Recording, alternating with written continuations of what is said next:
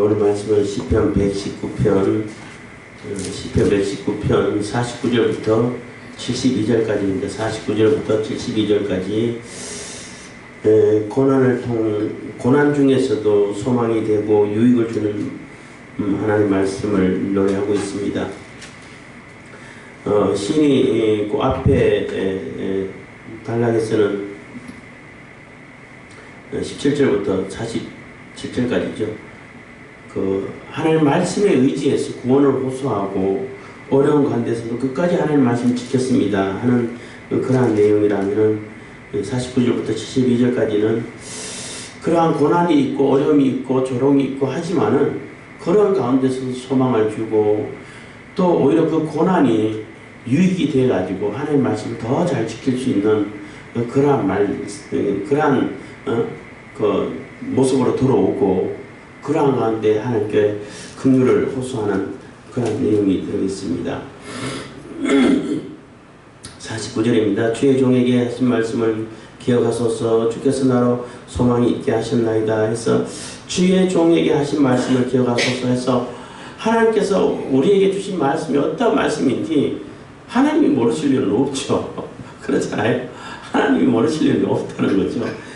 그러니까 이 시인이 기억해서 이러이러한 말씀으로 이렇게 하셨으니까 이 시인 자신이 기억하는 것처럼 하나님께서는 더 잘 기억하시죠. 근데 조금 이렇게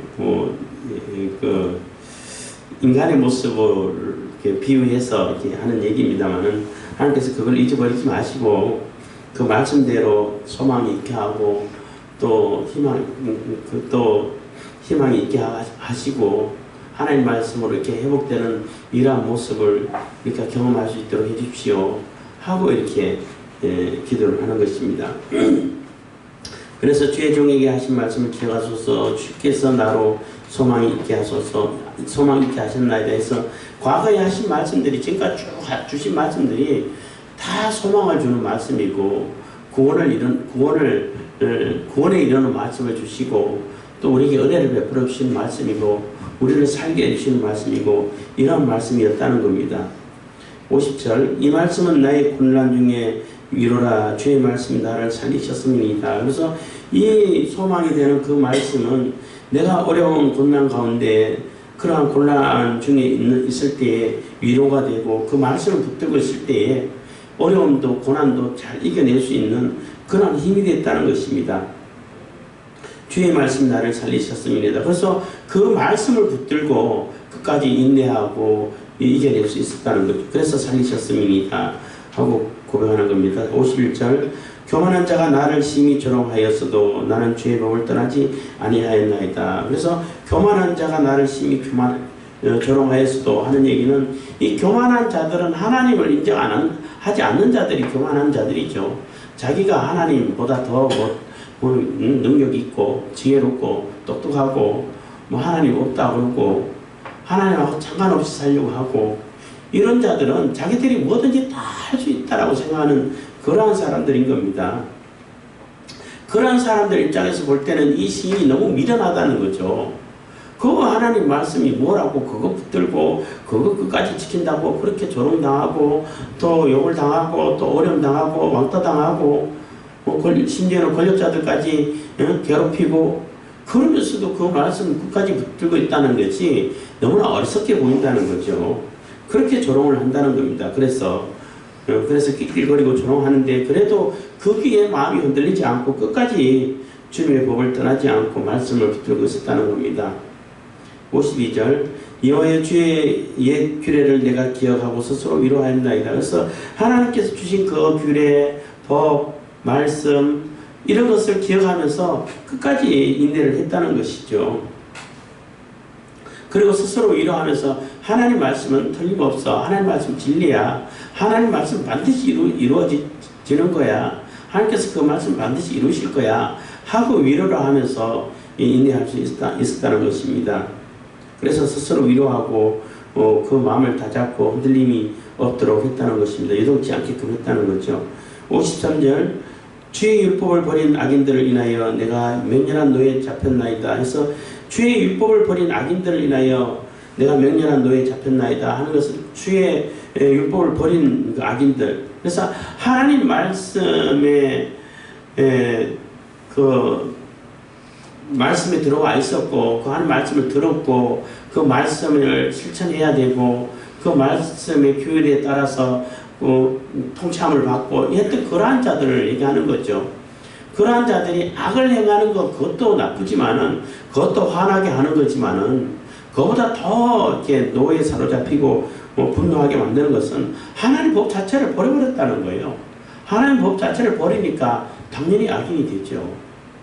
하나님 법이 우리에게 중심이 되어가지고 기준이 되어가지고 있을 때는 악한 길로 갈 수가 없어요. 시편 119편 1절에서 16절까지는 그 우리의 행위의 기준이 되고 복의 기준이 되고 모든 것이 기준이 되는 그 말씀을 노래하고 있었는데 그것처럼 하나님 말씀이 우리 중심으로 딱 잡고 기준이 되고 그 말씀을 붙들고 있으면은 악한 길로 가다가도 돌이켜서 돌아오지요. 근데 이 악인들은 그 하나님 말씀을 버려버렸다는 거예요. 그럼 버려버렸기 때문에 당연히 악한 길로 가게 되고 악인이 되죠. 그러니까 왜 하나님 그 진리이신 하나님 말씀 또 우리의 모든 삶의 기준이 되고 복의 기준이 되고 행복의 기준이 되고 우리의 삶의 또 행실의 행위의 기준이 되는 그런 말씀을 그 귀중한 말씀 생명보다도 그 귀한 말씀을 왜 버리냐는 거예요. 그게 너무너무 화가 난다는 겁니다. 54절 나의 나그네 된 집에서 주의 율례가 나의 노래가 되었나이다. 그래서 나의 나그네 된 집에서 나그네의 인생 이런 표현을 많이 씁니다만은 나그네의 가장 특징 중에 하나는 정처가 없다는 거예요. 정해진 처소가 없다는 거예요. 어디로 가야 될지 모르고 어디로 오라는 자도 없고 오늘 발걸음도 하면 어디로 가야 될지 발걸음 닿는 데로 가는 수밖에 없고 이러한 자가 나그네인데 그 나그네 인생을 사는 그 나그네 된 집에서 잠시 머무는 그 집에서 그래도 주님 말씀이 율례가 있으니까 그 말씀으로 묵상하고 그 말씀을 붙들고 있고 그 말씀이 노래가 돼서 소망을 계속 가질 수 있다는 거예요. 지금 현실을 볼 때는 나그네 인생을 살기 때문에 어디에 소망이 있는지 모른다는 거죠. 어디에 마음을 둘 수가 없다는 거예요. 그런데 하나님 말씀이 있다 보니까 내가 지금 나그네 인생을 살고 있지만은 나그네 길을 가고 있지만은 임시처소에 머물러 있지만은 영원한 본향 하나님이 계신 그곳을 소망할 수 있게 됐다는 겁니다. 그래서 노래가 됐다는 겁니다. 55절 여호와여 내가 밤에 주의 이름을 기억하고 주의 법을 지켰나이다. 그래서 여호와여 내가 밤에 주의 이름을 기억하고 주의 법을 지켰나이다 해서 밤이란 얘기는 사실 아무런 그런 이성 활동을 하지 않는 것이죠. 그냥 쉬는 곳이고 자는 시간이에요. 요즘은 낮이고 밤이고 상관없이 할 수 있는 일이 많잖아요. 불이 밝고 환한 그런 조명들이 다 있다 보니까 낮이 밤이 되고 밤이 낮이 되고 이런 사람도 있고 믿음이 바뀐 사람도 있고 해가지고 아침형 저녁형 이런 표현도 쓰기도 합니다만은 그래서 아침형은 부지런하고 저녁형은 게으르다 이렇게 단정 지으면 안 돼요. 왜냐하면 하는 일이 다 있고 또 몇 시에 일어나냐 이렇게 묻는 것이 아니라 몇 시간을 지금 자고 있냐를 물어봐야 되는 거지. 언제부터 언제까지 잤냐가 문제죠. 하여튼 요즘 세상은 그런 세상인데 이 시인이 시 쓸 때만큼 해도 밤에는 할 수 있는 일이 없어요. 거의 자는 일 외에는 별로 없어. 응? 그렇기 때문에 모든 일을 놓고 모든 일과를 다 정리하고 그냥 아무런 생각 없이 그 수면종으로 들어가는 그러한 시간이 밤 시간이잖아요. 또 비유는 고난과 고통이고 암울한 시간이고 이런 시간을 보고 밤이라고 이렇게 상징해요. 근데 그런 시간까지도 사람들은 아무런 생각도 안 하고 아무런 활동도 안 하고 하는 그 시간에도 내가 잊어버리지 않고 하나님 말씀을 기억했다는 거예요. 그러니까 이 시인은 하나님 말씀을 24시간 늘 기억하고 묵상하고 그 말씀이 그 말씀이 노래가 돼서 그 말씀이 위로가 되고 이렇게 돼가지고 그 말씀 중심으로 살았다는 것입니다. 그래서 내가 밤에 주의 이름을 기억하고 주의 법을 지켰나이다. 그래서 그 밤에도 어두운 곳에도 또 암울하고 또 어려운 고난 가운데서도 그 말씀을 이렇게 버리지 않고 그 말씀에서 흐트러지지 않고 그 말씀을 지켰다는 거예요. 56절 내 소유는 이것이니 곧 주의 법들을 지킨 것이니이다. 그래서 이게 바로 내 소유다. 사실 소유 그러면은 재산, 재물을 많이 얘기하잖아요. 뭐 보물이라든지 많은 재산이라든지 뭐 이런 거 이게 내 소유다라고 사람들은 자랑하는데 시인은 그게 자랑이 아니라 내가 지금까지 하나님 말씀대로 살아왔고 지금도 하나님 말씀대로 살고 있고 앞으로도 하나님 말씀대로 사는 이 하나님 말씀 이게 내 소유가 됩니다. 나의 전부입니다. 라고 이렇게 고백을 하는 겁니다. 57절 여호와는 나의 분기시니 나는 주의 말씀을 지키리라 하였나이다. 그래서 여호와는 나의 분기시니 하나님이 나의 분기시고 나의 산업이고 내 생명줄이 되고 삶의 근거가 된다는 겁니다. 그래서 하나님께서 나를 살게 하신다는 거죠. 나는 주의 말씀을 지키리라. 그래서 하나님 말씀을 끝까지 지키고 그 말씀에 대한 신뢰를 가지고 그 말씀을 따른다는 겁니다. 그래서 여호와는 나의 분기시니라고 이렇게 뭐 얘기하면은 사람들이 자꾸 오해할 수 있는 것은 뭐 예배드리고 교회에서 생활하고 전도하고 이것만 생각할 수 있는데 그렇지는 않아요. 하나님께서 내가 하나님을 의지하고 하나님이 내 생명입니다. 내 삶의 근거가 됩니다. 내 산업이고 내 모든 것이 됩니다. 라고 고백하고 따를 때에 그 하나님은 나를 살게 해주신다는 거예요. 직업을 주고 또 생활할 수 있도록 만들어주고 내가 수입을 얻게 만들 수 있고 지혜를 주시고 재능을 주셔가지고 그 재능을 통해가지고 하나님 뜻을 받들고 또 그것을 통해가지고 내 산업을 일으키고 번성하게 만들어가고 이렇게 해주신다는 거예요. 응? 그렇기 때문에 하나님이 내 분깃이 될 때 내 산업이 튼튼하죠. 그렇잖아요. 하나님이 분깃이 안 되면은 내 산업이 언제 날아갈지 몰라. 창업하는 자는 많은데 그게 많은 창업하는 사람들이 다 성공 못하죠. 거기에서 아주 적은 수만 성공하는 경우들이 많아요. 그렇지만 하나님께서 내 분깃이 되어주실 때 하나님께서 지혜를 주시고 길을 열어주실 때는 그런 것조차도 다 성공할 수 있도록 해주셔서 내가 사는데 생활하는데 불편함이 없게 해주신다는 겁니다. 그래서 여호와는 나의 분깃이니 나는 주의 말씀을 지키리라 하였나이다. 그래서 지금 고난을 당하고 있지만은 어려움을 당하고 있지만은 하나님을 붙들고 있으면 결국은 이 고난도 어려움도 이겨내고 내가 생명을 얻고 또 다시 하나님을 찬양하고 하나님의 말씀을 가르치고 할 수 있는 그러한 기회가 다시 온다는 겁니다. 그래서 주님 말씀을 지키리라고 하였습니다. 58절 내가 전심으로 주의 은혜를 구하였사오니 주의 말씀대로 나를 긍휼히 여기소서. 그래서 내가 전심으로 주님의 은혜를 구하고 하나님 말씀대로 나를 긍휼히 여기시기를 간절히 기도하고 묵상하고 또 하나님 말씀을 붙들고 그 말씀에 대한 믿음을 가지고 이 말씀 진리의 말씀이라는 그러한 확신을 가지고 이렇게 붙들고 있고 그렇게 생활을 해왔고 지금도 그렇게 하고 있으니까 하나님께서 은혜를 베푸시고 긍휼을 베풀어 주셔서 나를 속히 이 곤란에서 벗어나게 해주시고 구원을 베풀어 주십시오 하고 기도하는 것입니다. 59절 내가 내 행위를 생각하고 주의 증거로 내 발을 돌이켰사오며 그래서 내 행위를 생각하고 하니까 내가 주님 말씀대로 늘 이렇게 살아왔다고 하지만은 나도 모르는 사이에 자꾸 이렇게 딴 길로 가려고 하는 그런 모습들이 있다는 겁니다. 그래서 내가 하나님 말씀을 생각하지 않고 하나님 말씀 중심으로 들어와 있지 않을 때는 자꾸 이렇게 나도 모르게 자꾸 이렇게 넘어지려고 하고 자꾸 딴 길로 하나님 말씀에서 벗어나려고 하고 하지만은 그 말씀을 자꾸 돌이켜 볼 때 내가 내 행위를 생각하고 자꾸 돌아보고 하게 되므로 인해 가지고 주님의 증거로 내 발을 돌이켰다는 얘기는 주님 증거로 주님 말씀으로 다시 돌이켜서 돌아올 수 있게끔 했다는 거예요.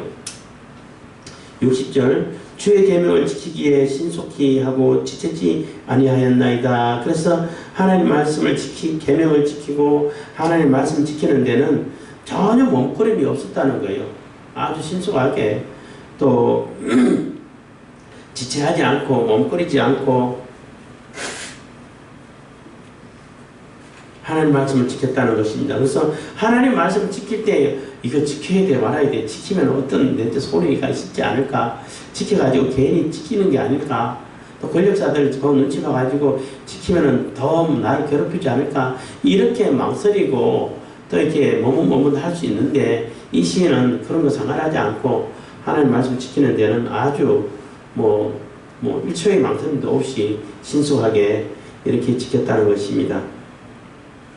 61절 악인의 줄이 내게 두루 얽혔을지라도 나는 주의 법을 잊지 아니하였나이다. 그래서 악인의 줄이 내게 두루 얽혔다는 얘기는 너무나 많은 것이 연관되어 있고 이 세상 사는 동안에 이렇게 관계성이 없는 사람은 없죠. 그리고 악인의 줄이 많이 이렇게 얽혀있다는 얘기는 악한 자들이 내게 얽어매고 나를 넘어뜨리려고 하려고 해서 너무나 이렇게 시비 거는 것이 많다는 거예요. 그런 것도 많고 또 여러 가지 관계성도 있고 이렇게 하지만은 그래도 주의 법을 잊지 아니하고 하나님 말씀을 다 기억해서 그 말씀에 벗어나지 않도록 내가 이 말씀을 지키면은 또 세상 사람들 이 세상 살고 이 현실 세계에서 살 때에 굉장히 불리하고 또 많은 손해가 끼쳐질 수 있고 많은 것을 잃어버릴 수 있고 이런 그 상황이 있을 수 있는데 그래도 그거 연연하지 않고 하나님의 말씀을 잊어버리지 않았다는 것입니다. 주의 법을 잊지 않고 그 말씀을 끝까지 붙들었다는 거죠. 62절 내가 주의 의로운 규례를 인하여 밤중에 일어나 주께 감사하리이다. 그래서 주님의 의로운 규례, 우리에게 주신 규례, 말씀, 법은 다 의로운 것이에요. 하나님께서 하시는 것은 그 하나님께서 하시는 그 자체가 다 의로운 거예요. 그래서 하나님께서 하라고 한 것을 할 때에 그게 의의가 되는 거고 하지 말라고 하는 걸 안 할 때 의의가 되는 거예요. 그래서 하나님께서 우리에게 주신 것은 다 의로운 것이죠. 불의한 것이 하나도 없어요. 그래서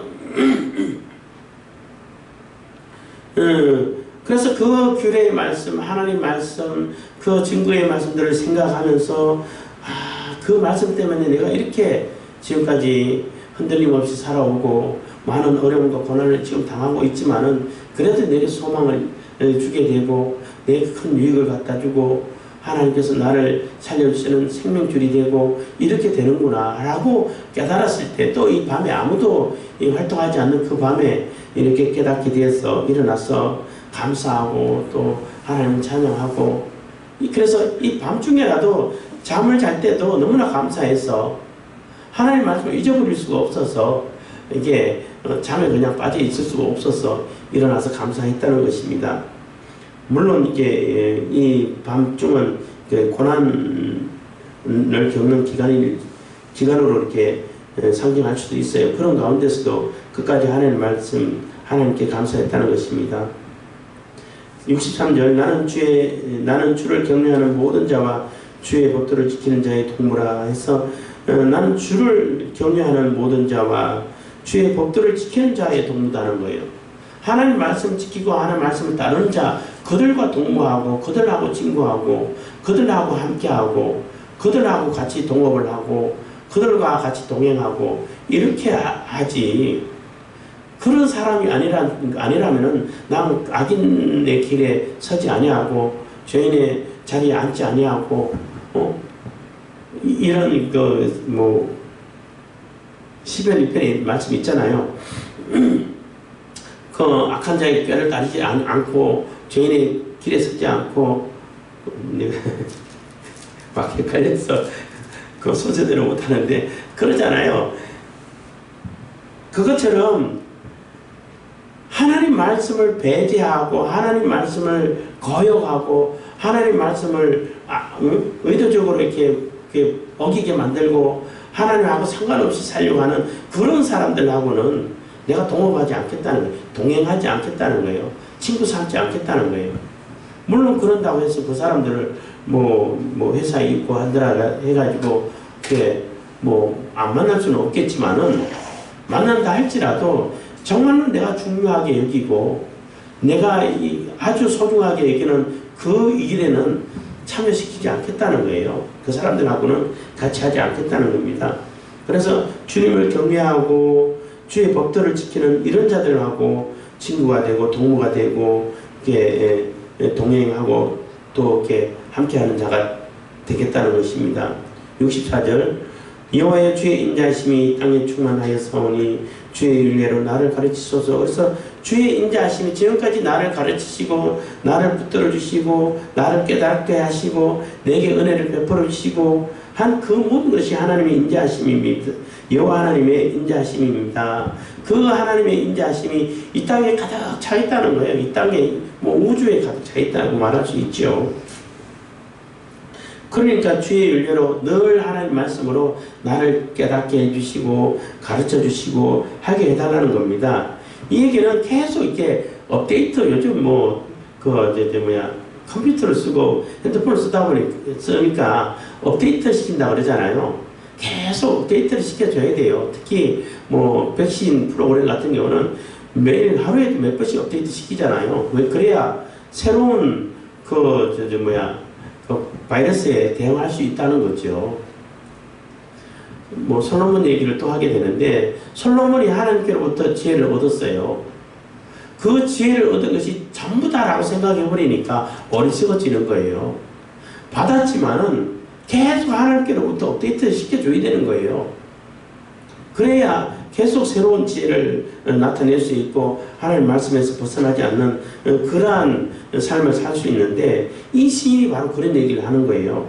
하나님의 인자하심이 주의 인자하심이 가득 차 있으니까 하나님 말씀으로 나를 계속 이렇게 업데이트 시켜 주십시오. 가르쳐 주십시오. 깨닫게 해 주십시오. 하고 기도를 하는 겁니다. 65절 여호와의 주의 말씀대로 주의 종을 하셨나이다. 그래서 하나님께서는 나를 선대하시면 주님 말씀을 가르치고 또 그 말씀대로 살겠습니다. 이렇게 처음에 이렇게 다짐을 했는데 가만 생각하니까 충분히 나에게 많은 은혜를 베푸시고 선대하고 나를 이끄시고 계셨다는 거예요. 그래서 그 고백을 하고 있는 겁니다. 여호와의 주의 말씀대로 주의 종을 선대하셨나이다. 내가 주의 계명을 믿었사오니 명철과 지식을 내게 가르치소서. 그래서 내가 주의 계명을 믿고 그 말씀을 늘 붙들고 있었으니까 내게 늘 명철, 통찰력이 있고 분별력이 있고 또 하나님 말씀이 계속 이렇게 보충이 돼서 업데이트 돼서 하나님 말씀을 따라서 그 말씀을 이렇게 가르치고 또 그 말씀을 지키고 또 증거할 수 있도록 해주십시오 하고 기도를 하는 겁니다. 67절 고난당하기 전에는 내가 그렇게 행하였더니 이제는 주의 말씀을 지키나이다 해서 지금 많은 고난을 당하고 있는데 이 고난을 당하다 보니까 하나님 말씀을 더 열심히 지키게 되고 더 분명하게 선명하게 지키게 되고 더 이렇게 분별력을 가지게 됐다는 거예요. 만약에 이런 고난이 없으면은 이래도 되고 저래도 되나 보다. 대강 깔 거 대충 누가 개그 코너에서 그런 얘기를 한 것 같은데 옛날 어른들 중에 그런 말을 잘 쓰는 분들이 있은 걸 이렇게 활용한 것 같은데 대충 해도 되나 보다. 고난이 없으면 그렇게 충분히 생각할 수 있어요. 이렇게 형식적으로만 해도 잘 되네. 요 정도만 해도 하나님께서는 충분히 받아주시네. 이렇게 생각한다는 거예요. 그런데 고난을 당하다 보니까 그렇게 하면 안 되는 거구나.